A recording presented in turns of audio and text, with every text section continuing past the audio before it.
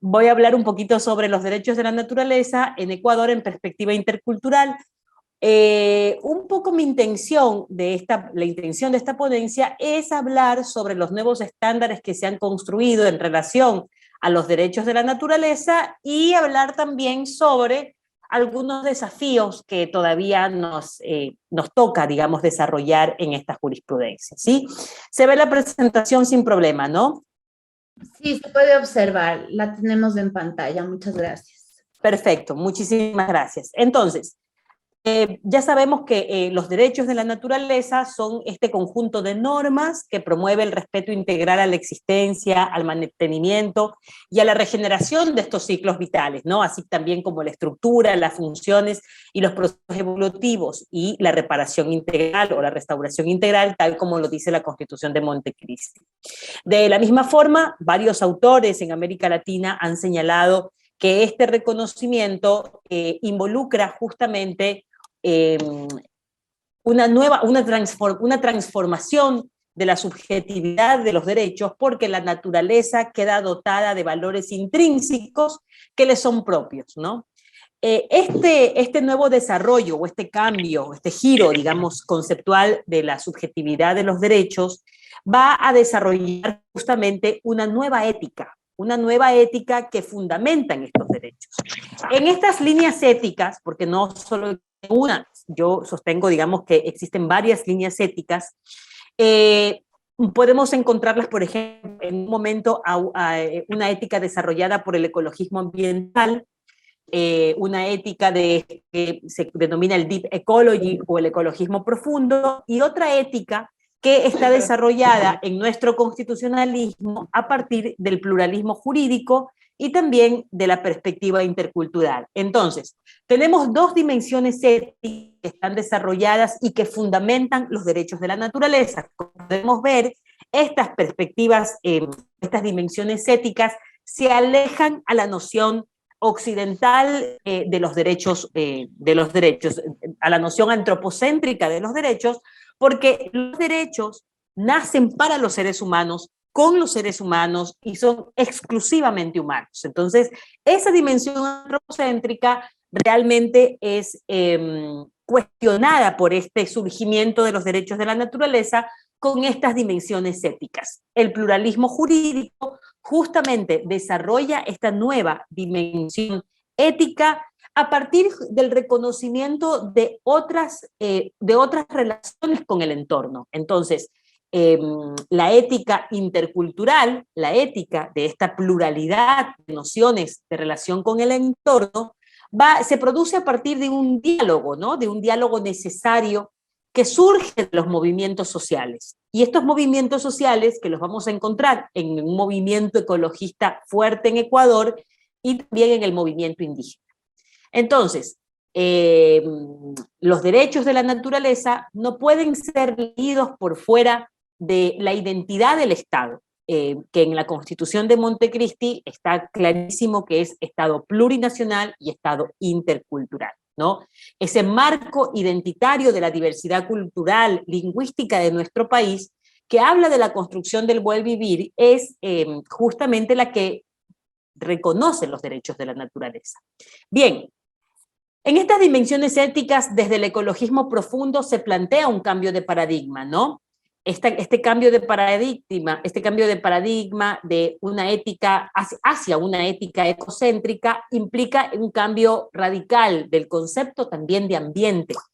Implica también un cambio radical en el concepto de desarrollo, puesto que el derecho humano a un ambiente sano, por ejemplo, sigue siendo antropocéntrico, ¿no? Aquí hay un debate bien interesante, porque el debate es, dejamos la visión antropocéntrica del derecho humano a un ambiente sano y nos concentramos al desarrollo de los derechos de la naturaleza, o pueden confluir estos dos conceptos, el derecho humano a un ambiente sano y los derechos de la naturaleza. A mí me parece, y en esto sí estoy investigando, digamos, hace algún tiempo, que justamente la noción de interculturalidad puede hacer ese diálogo necesario entre ambiente sano y derechos de la naturaleza, ¿no? Necesario para potenciar la protección del ambiente, porque aquí lo que estamos pensando es cómo podemos potenciar, radicalizar la protección del medio ambiente, ¿no? Entonces, esto teniendo en cuenta también que hay una genealogía de los derechos ambientales que es importante considerarla, ¿no? La Conferencia de Estocolmo, la Carta Mundial de la Naturaleza, la Carta de la Tierra, y el desarrollo del derecho ambiental ya que tiene algunas décadas atrás, ¿no?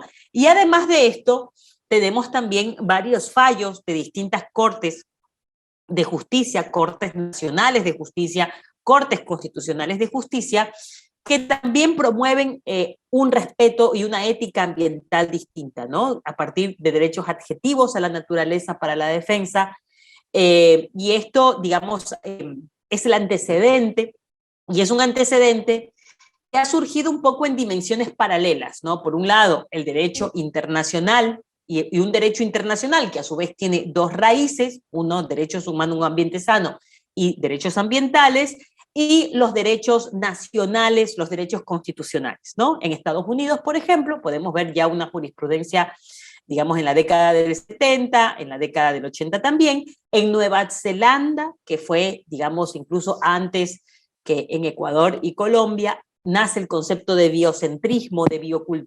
bioculturalidad antes que el de interculturalidad en la Constitución, y que fue justamente tomado por algunas cortes luego locales, es decir, que el derecho comparado constitucional ha funcionado de una forma muy eficiente en la construcción de los derechos de la naturaleza.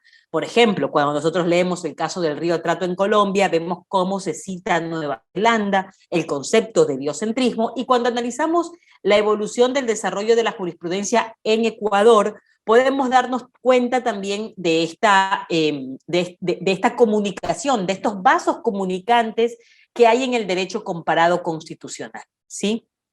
Este discurso, esta incorporación de los discursos de los derechos de la naturaleza no es gratuito, se debe justamente, por un lado, a un recurso, digámoslo así, metodológico constitucional, que es el derecho comparado, que tiene sus orígenes, digamos, en pensar de forma comparativa internacional, y también, por supuesto, una creciente demanda de los movimientos sociales, ¿no? Respecto a esta demanda por la protección de ecosistemas frágiles.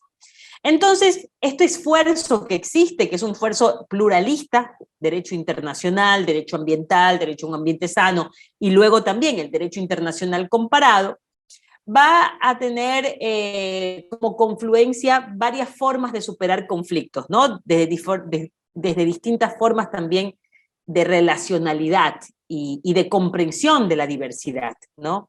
Desde una óptica de justicia restaurativa para reparar justamente injusticias históricas contra pueblos, contra colectivos, pero también contra la naturaleza, ¿no? Entender esta historia colonial y neocolonial de dominación contra pueblos colectivos, la historia del despojo territorial, es entender justamente cómo la naturaleza ha sido llevada hacia la noción de recursos y explotada por una huella colonial que persiste, ¿no? Es un capitalismo colonial que sigue siendo su base fundamental el despojo. Entonces, existen estos instrumentos, ya como los he analizado, internacionales y nacionales, que van a encontrar un asidero en estas distintas demandas de los movimientos sociales. Entonces, como hemos visto, existe ya un campo interesante internacional y local de desarrollo de estas causas. Si nosotros vemos algunos de los discursos que hay entre líderes indígenas, podemos ver justamente que la relación que existe entre colectivos identitarios, interculturalidad y la relación con el entorno es una relación que no se ha roto, afortunadamente no se ha roto, ¿no? Aquí vemos algunas de las anécdotas cuando David Choquehuanca, justamente sobre la relación con su entorno, va a decir que desde tiempos inmemorables ellos están acostumbrados a hablar con las aguas, ¿no? hablar con el sol, hablar con los cosmos, hablar con los vientos, hablar con los ritos, hablar con su entorno. Y esto es importante señalarlo porque justamente esa relación con el entorno es la que va a potenciarse en las demandas que he podido analizar, ¿no? Yo lo que digo es que existen dos fases constituyentes, ¿no? De la primera Corte Constitucional, desde 2008 hasta el 2018, digámoslo así, realmente del 2010 al 2018, una primera fase constituyente donde hay dos casos que se registran con este desarrollo de los derechos de la naturaleza.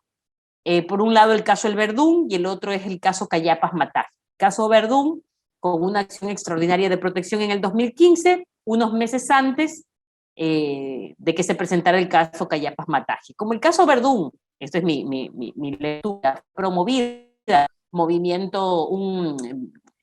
el movimiento ecologista, pero sobre todo por comunidades locales del Verdún, que eran consideradas un pueblo afrodescendiente, un pueblo montubio que protegía el manglar. Sin embargo, la Corte Constitucional decidió que era un caso, e incluso hizo una ponderación entre el derecho a la colectividad, los derechos de la naturaleza y el derecho a la propiedad privada, era contra una camaronera, y en esa ponderación la Corte Constitucional falló a favor de la camaronera y dijo que la colectividad y los derechos de la naturaleza no podían en la ponderación que hizo, digamos, estar por encima de los derechos de propiedad del camaronero. Esto es una cosa curiosa porque el propio camaronero quería ceder algunas hectáreas a favor de la comunidad del Verdún y la Corte Constitucional dijo que no se cede porque ese derecho de propiedad, es decir, más con un sentido del principio de propiedad mucho más fuerte que el propio propietario. Es una cosa de locos el caso del Verdún. Es el caso paradigmático más, le podríamos decir, el peor de la Corte Constitucional, ¿no? Y dejó a esa comunidad del Verdún en la desprotección completa sin salida al recurso del manglar, prácticamente avalando el despojo y además una comunidad que está en peligro de desaparecer, ¿no? Entonces, aquí tenemos, a veces la Corte ha fallado bien y otras mal. Esta fue la primera que falló terrible. Luego con la segunda, que es el caso Cayapas-Mataje, hay un vuelco, un giro muy fuerte, apenas 3 meses después, porque este es un caso que se lleva adelante por parte del Ministerio de Ambiente. El Ministerio de Ambiente, claro, estamos hablando de una reserva ecológica de Cayapas-Mataje, de los manglares del Cayapas-Mataje, que son los más altos del mundo, bueno, etcétera, justamente contra un camaronero, y en ese caso la Corte, habiendo fallado la misma Corte del caso del Verdún, luego va y falla a favor de la reserva del manglar Cayapas-Mataje y en contra del camaronero, ¿no? Lo que nos hace pensar cuáles son estos giros hermenéuticos que tiene la Corte.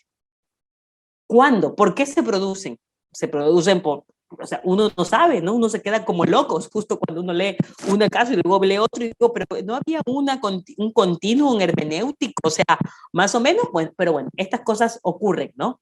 Y esto es una cosa que sí creo que no puede pasar con el desarrollo posterior que existió, que me parece que es un desarrollo súper positivo, que ya lo vamos a ver, pero es una de esta primera fase, al menos de la Corte Constitucional, lamentable. ¿Qué es lo que faltaba en esta interpretación del Verdún? Bueno, el Verdún fue a favor de la camaronera y en contra de la comunidad. También falta un poco en Cayapas-Mataje, aunque la Reserva Ecológica Cayapas-Mataje tiene pocos colectivos identitarios que están alrededor. Existen colectivos identitarios, pero no tan fuerte como en el caso del Verdún. No existe el enfoque intercultural ni el enfoque biocultural, que ya existía en el caso del río Atrato, ¿no?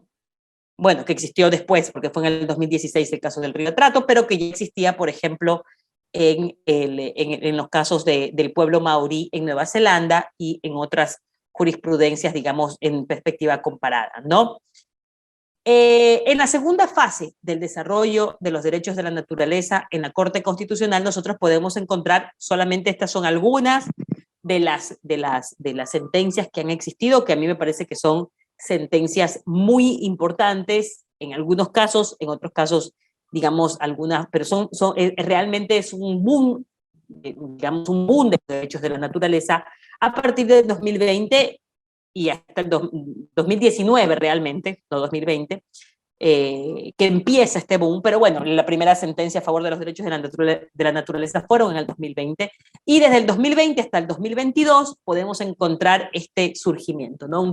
Los dictámenes previos de consulta popular, las acciones públicas de inconstitucionalidad. De hecho, una acción pública de inconstitucionalidad fue el caso Manglar, donde el juez ponente fue Ramiro Ávila, y que va de una u otra forma a limpiar el pasado del caso del Verdún y el caso de Cayapas Pataje, ¿no? Lo va a limpiar, lo va a sanear un poco, pero ya vamos a ver qué es lo que pasa con estas sentencias que son muy buenas, ¿no? Que es la acción pública de inconstitucionalidad, manglares y monocultivos, que es una sentencia muy, muy interesante, excelente. El caso Los Cedros, por supuesto, la acción pública de inconstitucionalidad de áreas protegidas en Galápagos, de la revisión del río Aquepí también, el dictamen de consulta popular del Chocó Andino, la acción pública de inconstitucionalidad de los transgénicos también, la acción extraordinaria de protección del río Monjas, aquí no lo he puesto, pero falta el del río Sinangoe, no lo he puesto acá, pero bueno, pero ese es más de consulta previa, pero bueno, ahí algo se toca de derechos de la naturaleza, y por último la revisión del caso de la mona estrellita, ¿no? Estos son como, a breves rasgos, este boom de los derechos de la naturaleza en la Corte Constitucional de esta segunda fase. Y esta segunda fase tiene algunos estándares importantes que surgen de este boom, ¿no? Primero es el principio de participación. Hay un principio de participación que ya se había construido en la Corte Constitucional colombiana y que Ecuador lo retoma. Me parece que era importante este estándar, ya un estándar del principio de participación, hacer las diferencias entre consulta previa, consulta ambiental, consulta prelegislativa y consulta popular en los casos de conflicto socioambiental. Estas diferencias son importantes porque nos van a permitir, digamos, a quienes estamos en la academia, y no solo en la academia en los libros, sino que quienes estamos en la academia más militante, que quienes estamos con los movimientos sociales, nos permite también tener más claridad sobre esto que en la norma no era claro, no estaba muy claro en la norma. Entonces, esto creo que es una de las construcciones importantes de esta segunda fase de la Corte Constitucional. Luego está el principio ecológico de tolerancia, con la sentencia del caso Los Cedros, que es justamente cuando se supera el nivel de tolerancia es imposible el ejercicio del derecho a reproducir los ciclos vitales. Y este principio de tolerancia me parece a mí que puede ser justo más cuando se interpreta desde la perspectiva intercultural de pueblos colectivos en defensa de la naturaleza, ¿no? Porque son ellos quienes nos pueden hablar de esta tolerancia, hasta dónde puede tolerarse la explotación. Me parece que este también es un aporte de este auge de los derechos de la naturaleza. El principio de precaución frente a actividades en las que existe incertidumbre científica sobre las consecuencias negativas que puede traer consigo una actividad económica, también es un principio de precaución que se ha desarrollado. El principio intercultural, que este es el que yo creo que es el que menos se ha desarrollado, pero que está presente de una forma muy incipiente, sobre todo en el caso de los manglares, en Sinangoe, algo, y nada más, en los dos casos es donde yo he visto en derechos de la naturaleza, donde se habla también de la participación comunitaria, se fija la necesidad, por ejemplo, de peritos interculturales en conflictos socioambientales, que está en el caso Manglar, ¿no? Pero hasta ahí se queda en el principio intercultural, cuando el principio intercultural, para mí, digamos, debe ser el principio que más desarrollo debe tener en la jurisprudencia de la Corte Constitucional, porque justamente los conflictos socioambientales, el 80% pasan en territorios indígenas. El 80% de los conflictos extractivos pasan por ahí. Entonces es un principio que se debe desarrollar. Y el principio final de integralidad sin sacrificio, que también es un principio novedoso de esta jurisprudencia, donde ningún proyecto, incluso estos proyectos que cuenten con permiso y que cuenten con legalidad, consulta o consentimiento, pueden realizarse con sacrificio a los pueblos o a la naturaleza. Este principio de integralidad a mí me llama mucho la atención porque es un principio, digamos, bastante novedoso, y que de una otra forma compensa, en el caso Sinangoe, algunas interpretaciones sobre el consentimiento y la consulta previa, con la que en algún lugar parece ser que disminuye algunos alcances conceptuales en la consulta previa libre e informada, en el consentimiento justamente, pero va a compensar la Corte Constitucional con el principio de integralidad sin sacrificio. Me parece que es eso. Ahora, estos son lo que todavía falta por desarrollar, que me parece que es importante irlo pensando y un poco reflexionando a partir de esta primera fase que hemos conversado hasta ahora, de cómo esta parte filosófica de los derechos de la naturaleza, este fundamento intercultural, pluralista, de derecho comparado, etc. Primero, el principio autonómico de las comunidades en cuanto a recursos naturales, ¿no? Creo que el consentimiento tiene que desarrollarse. Creo que incluso en algún momento en el caso Sinangoe hubo una...